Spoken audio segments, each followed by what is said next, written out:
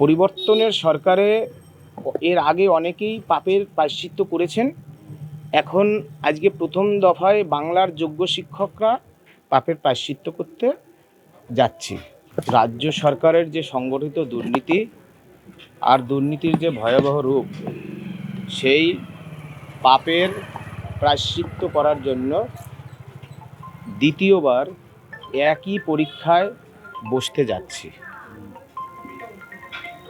এই আর কি, দুঃখ লাগছে, বেদনা,